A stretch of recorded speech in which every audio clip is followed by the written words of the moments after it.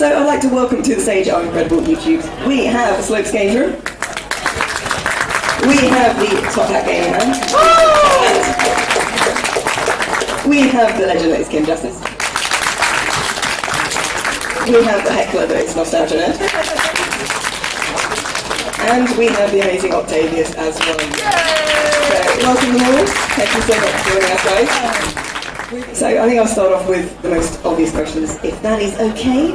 And I'll ask you guys how you got into YouTube and whether or not you envisioned that the channels you have, which are now incredibly well put together channels, whether you actually knew when you started them up that they were going to turn into a career.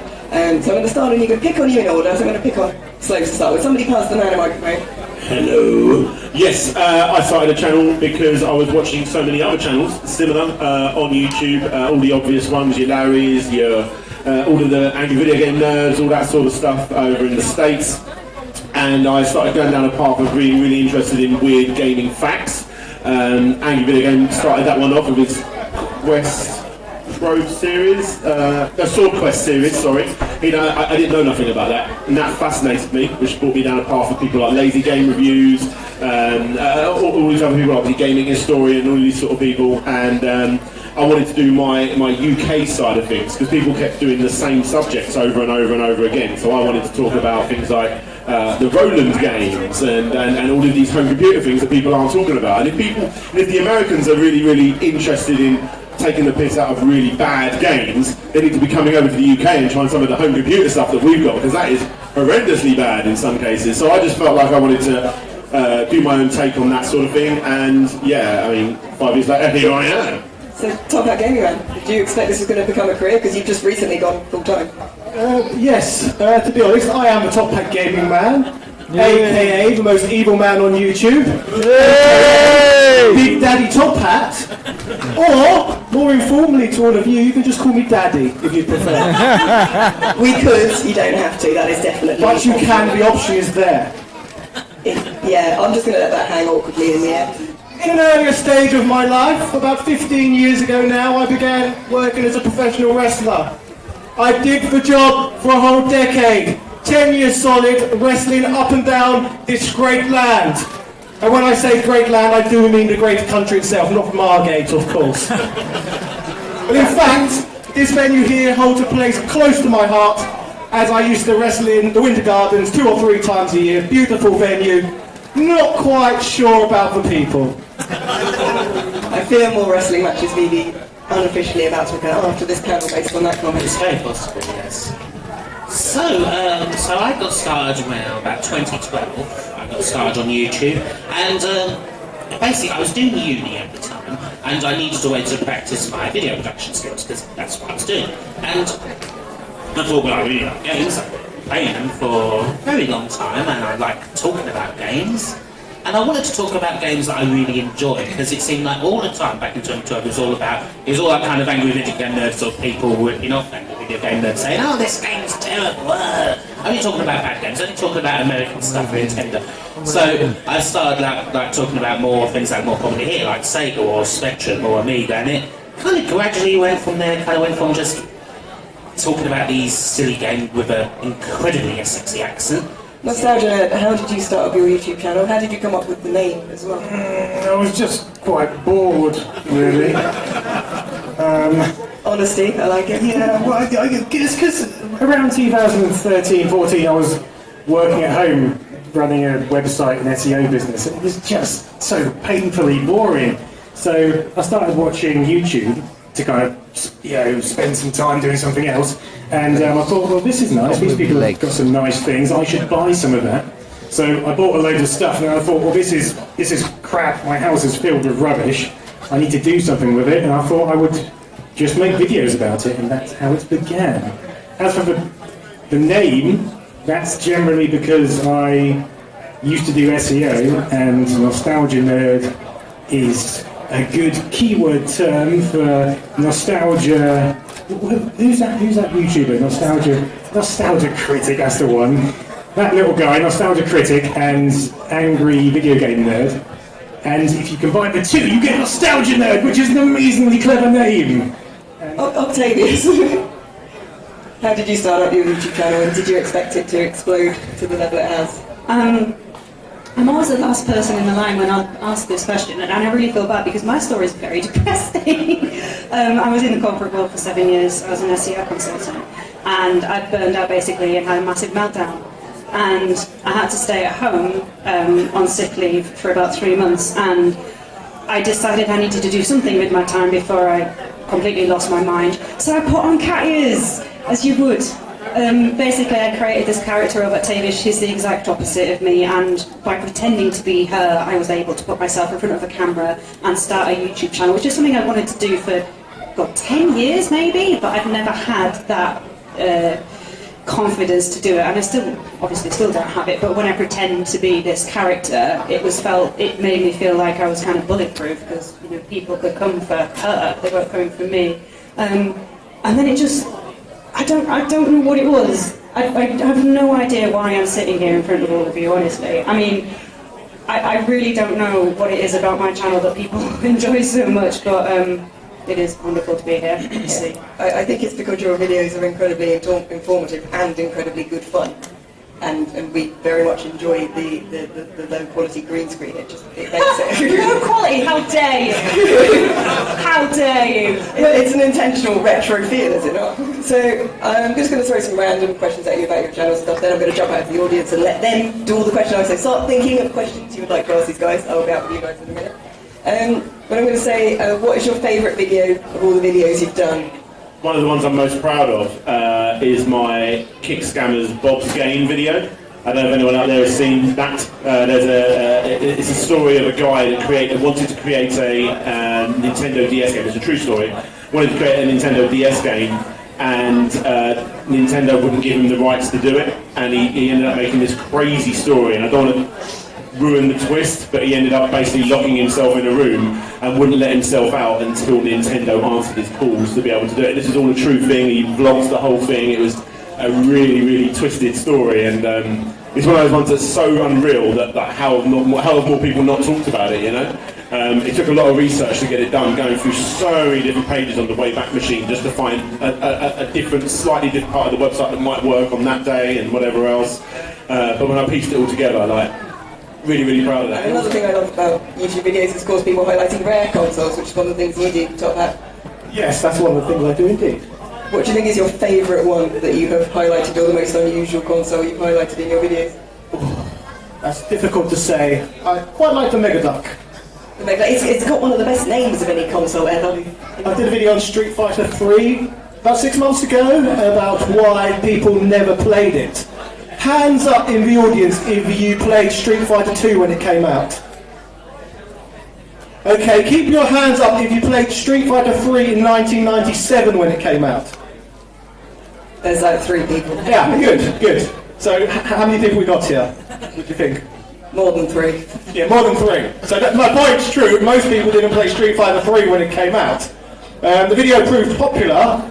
So popular, in fact, I ended up making a whole series on fighting games, which I've run weekly ever since. It was partly popular due to the controversy it seemed to cause amongst the actual fighting game community, because they was adamant that so many people, everyone in fact on planet Earth, actually loved Street Fighter 3 when it came out, and everyone was swarming arcades to play this amazing game. And yes, it is indeed an amazing game, but no one really cared about it at the time, because they was too busy at home playing games like Tekken and Soul Blade and stuff like that. So those 3D things, yeah. So yeah, I really liked and enjoyed making that one, partially because of the attention it drew to the channel, but secondly because it ended up making me produce an entire weekly series, which I'm still making now, 6 months later.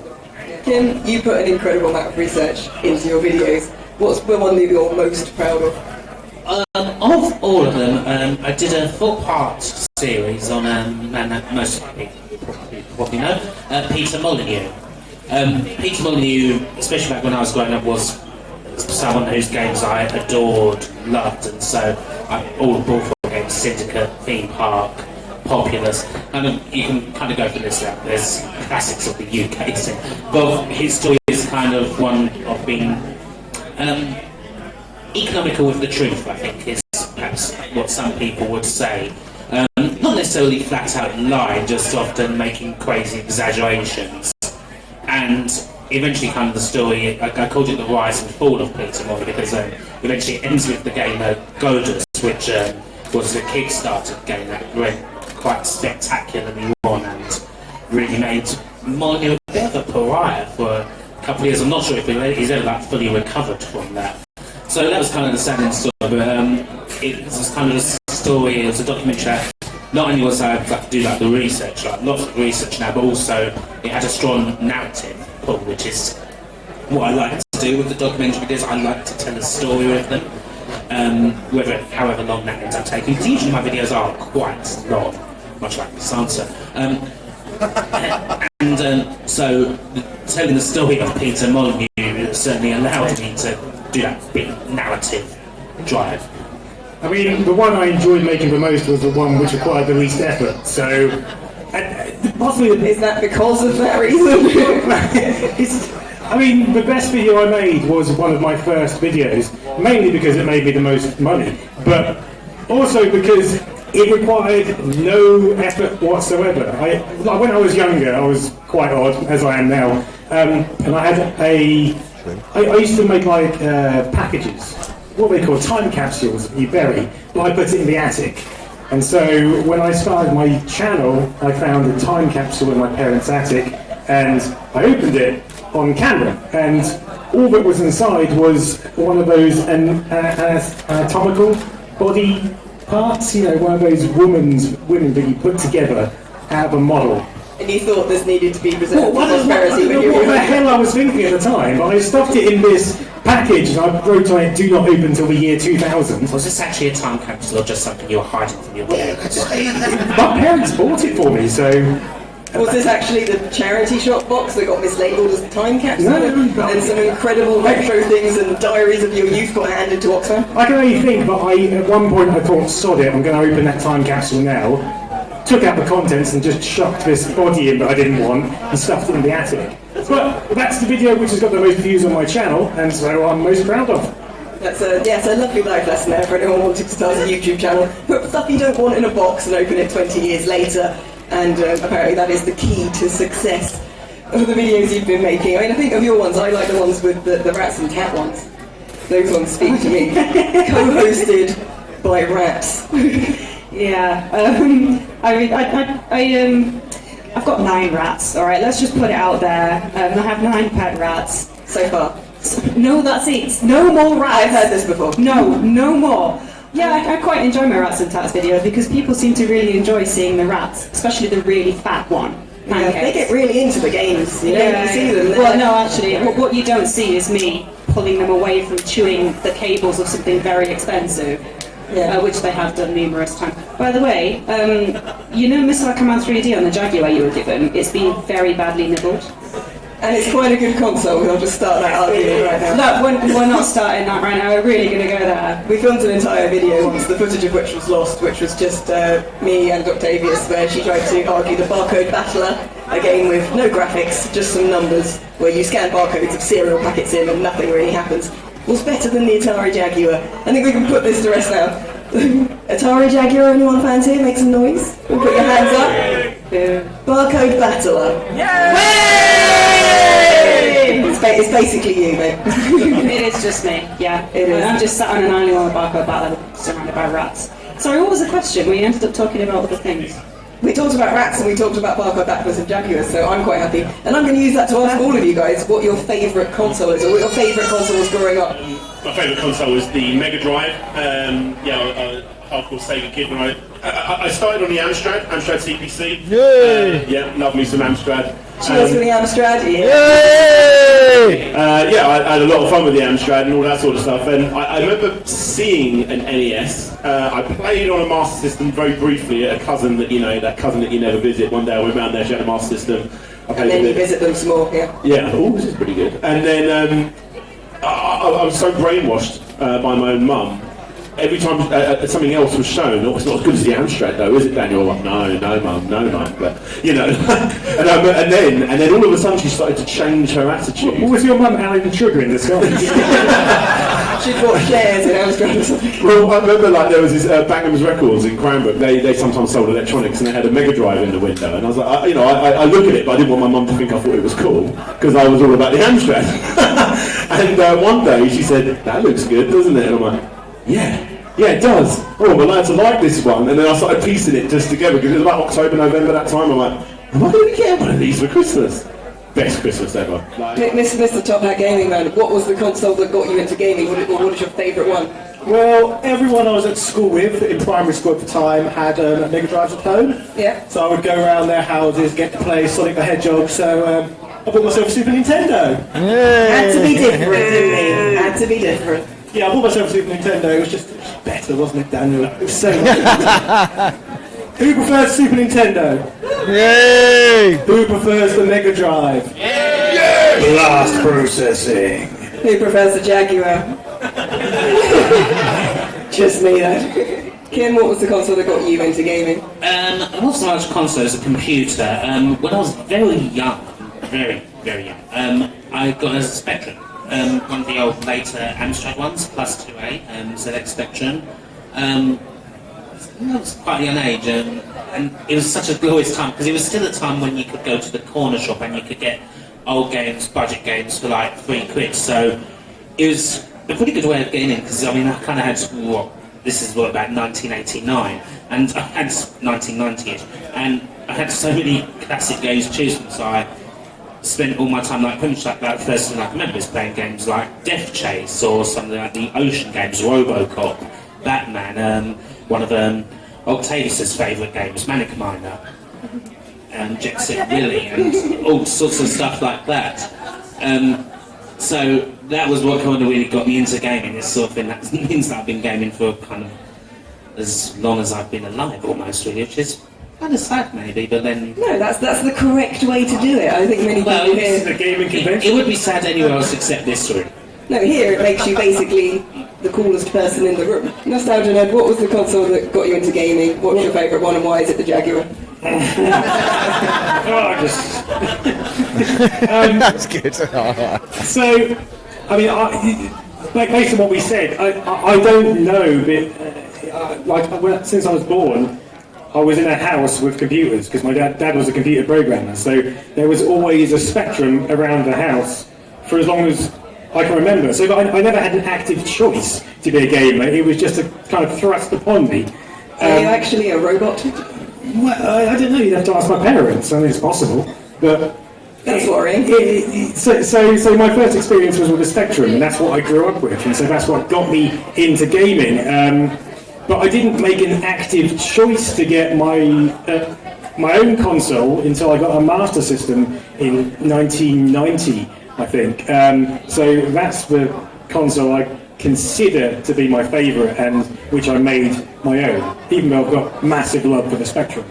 Octavius, what was your favourite system growing up? Because I know you particularly like really bad consoles. Is that because your first experience of gaming was on terrible consoles, or did you start on really good ones, like the Jaguar, and then move over to the terrible ones?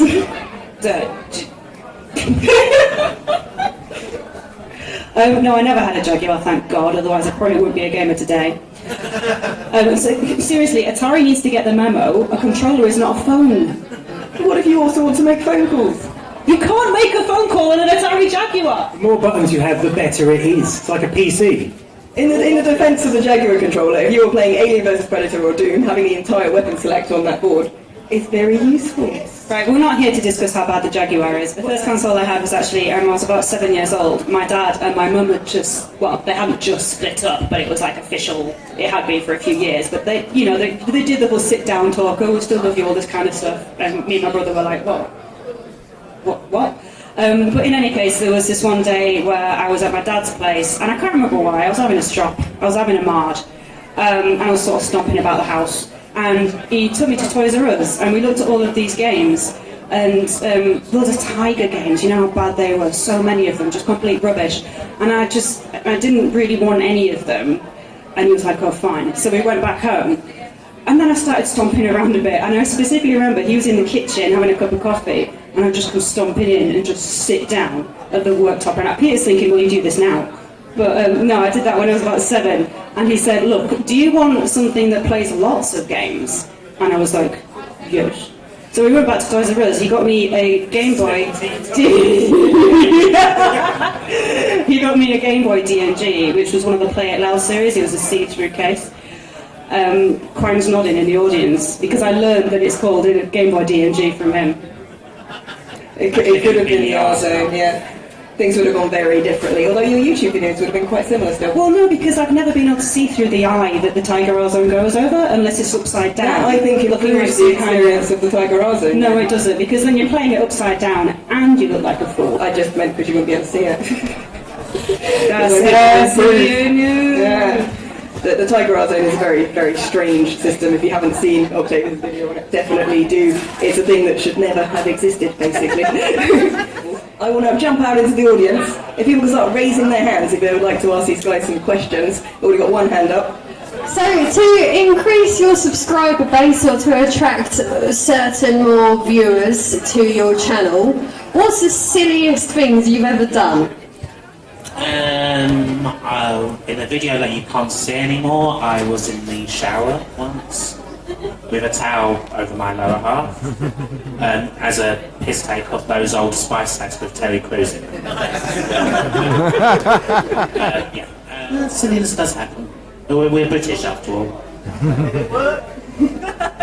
No. So, Top Hat, you tried to become the new Mr. Darcy by the sound of things? No, I've never done anything silly on my channel. Never. Oh, my mistake. YouTubing is serious business, and for that reason, all my videos are super serious, and I take my role very personally. What about you, Slopes? What have you done? I don't think I've actually done anything like that, if I'm honest, at all. Well, what would you do? I used to be, I was talking to someone earlier about this, they didn't know, I used to actually be part of like a Jackass crew before I was a YouTuber. I had my own Channel 5 TV show with a few other people where we did some really, really stupid things for fame. Like I got liposuction just to see what it was like. There was you were going to say you like tripped each other up or something? No, there was crazy things. I ate, I'm technically the world record holder on eating tripe. Boiled tripe, but then they removed the scales after. They took it. I got to the point where I'd eaten the most by the amount of weight that was left on the pile, and then they cleaned it up before the record holder filmed it, so it was all for nothing. I've had leeches on my face because that was a funny thing that we did one night. There was all this really weird stuff that I used to do back when I had my own TV show before I was a YouTuber. Not many people know about it, but yes, they do now. Yeah, you go. Everyone's going to be straight on Google. Yeah, if you go on Google, you'll see, you type in human guinea pigs, you'll see a surfer, big long-haired version of me, just being idiotic, like going up on, being strapped onto the top of on top of planes and going up because I'm scared of heights, just to see if it'll cure it and stuff like that. Are you ever tempted to bring any of that into your YouTube? Larry constantly kept trying to come up with this, we should do a TV show where, and it always involved me getting hurt, and we should pitch that to YouTube Premium. Are you sure he's your friend? No, I don't know about that, man. I don't know about it, because he found out I used to do all this weird stuff, and he's like, we can get you to eat weird things and sell that to you. Like, what are you doing in this, Larry? You're getting lost, mate. Yeah, none of that ever happened, obviously. But no, that's what I did before I was YouTube. But I've never done anything like it for YouTube. I do things like, that might bring in some views or something, but nothing like walking out of the sea half naked, or being in my shower half naked, or... Nostalgia nerd. What is the silliest thing you've done for views, and what now, based on all the inspiration you're getting, are you going to start doing for views? Well, keeping the theme, I mean, my intro has a clip of me sitting on the toilet, but that's just because I accidentally left the camera running. Just chilling out, just having a good time. But that wasn't done. You are set up the camera first. It's like, before you go to the toilet. Not yet. Record. This has got very strange. But that wasn't done to get extra views. I think it lost me about 5,000 subscribers. So, it's that my channel doesn't really endear itself to that sort of stuff. I think if I did something like that, lots of people would revolt and leave quickly. Octavius, we know you involve rats in your videos. Do you find those bring in a lot of extra views? No. Yeah. And you play a wide variety of characters.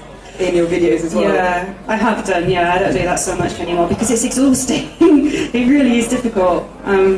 Hunting through charity shops, no doubt, for ridiculous pieces of costuming and Oh yeah, wigs and oh things. yeah. I've got some mental costume bits and bobs, stuff they haven't even used. I got some massive black wings that I bought for my part of the devil in my R-Zone video, and then completely forgot to use them. Filmed it all, did all the editing, opened my cupboard door, these wings just fell on me. I was like, oh god, that's a tenner wasted. Would this count as silly? A few months ago, I noticed I was getting a lot of salty comments for some reason. So I make the effort to fly to Romania, go to the bottom of a salt mine, then respond to those comments. I'd say it definitely counts as going above and beyond what people would expect Thank you. to that, and yeah, much respect for taking an entire holiday just Yeah, to most film people in a say, stop mine. ignore the trolls, but you went to a salt mine. And responded. Do we have any other questions in the audience? Raise your hands if you'd like to ask this guy's question. Right, one at the back. What do you think is the most overrated collectible with retro stuff? Ocarina of Time. It goes for silly money and they're sold in bucket loads. Actually, most Nintendo products that aren't on the Wii U, like old Mario Karts, that are the most successful selling games on most of the Nintendo systems, still go for 30, 40, 50 quid, and it's just like, the reason why they're so popular is because everyone that had that system had that game, and yet they're still worth so much money. I don't understand because it has a Nintendo logo on it, you need to chuck an extra 20 quid. I don't understand it. And also, I don't like the N64. Oh, controversial. Then hand the microphone to someone who has an N64. I don't think anyone likes the N64, to be honest, so I'm with you on that one. But in all seriousness, I would answer with any collector's edition in general, because for some reason companies appear to be making them bigger and bigger and bigger. Like the boxes just take up so much space. So if you're already a collector, if you're then buying collector's editions all the time, where on earth are you expected to keep them unless you own some ridiculous vault or mansion, etc.? So you think they should be making collectible editions smaller so that you can fit more of them on a single shelf? Yes, like the reverse of a collector's edition, really, because the collector's editions tend to be made in more quantity a lot of the time anyway, so less people buy the non-collector's edition, so really the non-collector's edition is the collector's edition, and then the collector's edition is just for the mass market consumer. Fair enough. Any game that has been hermetically sealed for all eternity by In a some box of doom. bunch of twats in America Doesn't fall in for that.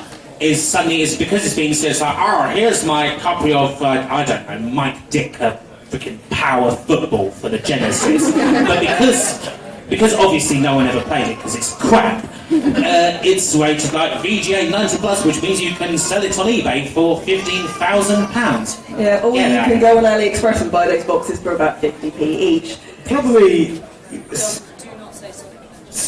Oh God! Sonic Adventure is terrible. It's not. No, you even admitted on your stream that it was awful. You started playing We've it. got a fisticuffs about to happen here over Sonic Adventure. Sonic Adventure is always going to be in my top 25 or so because it provides so much more than gameplay, thankfully. No. You go from Sonic 2, Sonic 3, you think, oh, what's going to be on the Dreamcast? And you get that, and it's an uncontrollable. No, that's the first thing. It wasn't. Take it outside, guys. Take it outside. Firstly, it wasn't back in the day. Sonic Adventure back in the day, Maybe back in the day, what do you think I was doing? Cruising around the streets? I was sitting on the toilet and filming yourself. I told my mates who they're not here now, but I told my mates I'll be right out the green room in 1 minute, and then I went in the green room and they chatted about our love for Sonic Adventure. Me and my tamers so much so that when I went out they'd gone because I love that game so much. At the same time, it's very buggy. It's a hard game to play because of its bugs and its flaws, but it's a great game. Yeah. Anyway, continue with your question. I think he's like completely just lost the ability to... I will acknowledge as well that Hotel Mario is better made and plays better. What is going on? I feel everyone's out picking on slopes. What is going on? What is going on? Anyone that had a Dreamcast when it first came out and they put in that game and you hear that introduction with the soft little tingle at the beginning, to this day I still play that Just for that intro. Sometimes I just put it up on YouTube and just sit back. I got a pair of these wireless crusher headphones that vibrate for like bass heads, and the first thing I listened to was that intro. Right, don't play the game, just listen to the intro. I always say. This is why your mum tried to keep you on Amstrad. Look what's happened to you. You've lost it. Right, on this note, I think I'm going to have to take these guys somewhere else where they can all have a massive fight over Sonic Adventure. People are leaving. If none of these YouTubers seen again, or if they're found in pieces and one of them used the limb of another one to write in blood across the floor, Sonic Adventures is awesome. We take no legal responsibility for any of that violence that may have about to occur. But thank you very much, guys, for joining us. You are incredible. I'm sorry you're not going to get to finish answering the question. Why not? Well, because we're now out of time and you started a massive... Oh, really? Are we out of time? We're out of time, aren't we? 99p Spectrum games, which are now over 100 quid. Oh, a most overrated game is one that Quang brought to my attention. It's called Spud's Adventure. It's on the Game Boy. I'm desperate to talk about it because I've been making a video about it recently. Basically, you're a potato and you go around and you try and save a tomato. Tomato's being licked by a beetle. It's all kicking off. You've got to go up a tower. You've got to go step by step. There's a cabbage that appears for some reason, and it goes for what, 600 quid or something mental box on eBay. well, that sounds like it's worth every penny, and I now need to immediately go and run and find that game. You've now sold another copy of that game. I hope you are proud of yourself. But thank you again, guys, for joining me. You are all incredible. If you don't already follow all of these guys, please do. So thank you again to TJ Slopes, get a round of applause, Top Hat Donor, Jim Justice, Nostalgia, and Octavia. Thank you again, guys. You are awesome. And coming up very, very shortly, we have Video Games IRL, which is a comic ridiculous game show, and I highly recommend you stick around for that. Take care. Sonic Adventure rules! Hey, Novabug here. I do hope you enjoyed this video. Please support the channel by liking and commenting, and of course subscribing if you haven't already done. If you would like to support me further, please consider joining my Bug Army via Patreon. And also don't forget to follow me over at Facebook, Twitter, BitChute and Twitch. And finally, a very special mention to my Bug Army generals Sam M, Sweet Nanook and Craig Harrison. Thank you everyone for supporting me. Novabug out.